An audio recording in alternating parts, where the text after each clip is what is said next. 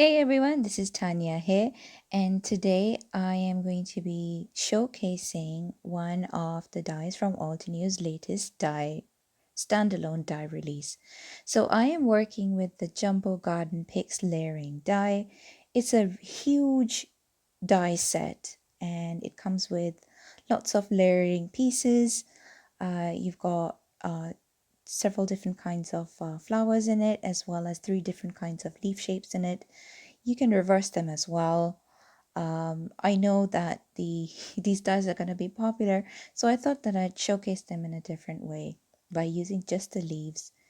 And I am using the new Linear Pathway Alpha Outline die set, as well as the Linear Pathway Alpha Solid die set.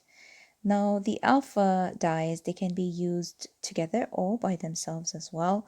And I thought that they look quite stunning when they are layered on top of each other using the gold and the black. And after I finished sticking down the leaf shapes, I am arranging them on my dark salmon colored cardstock in a symmetrical pattern. This way I can make sure that it looks balanced and it looks pleasing to the eye, and I don't have to think about how to layer them too much, as I know where the next piece will go.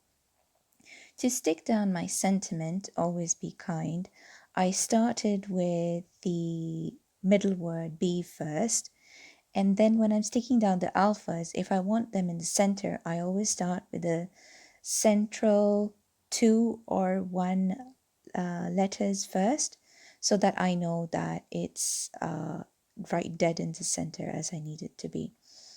And here is a finished look at my little art piece. I am going to put this inside a frame, and I hope you enjoyed the video. Check out the blog for more details.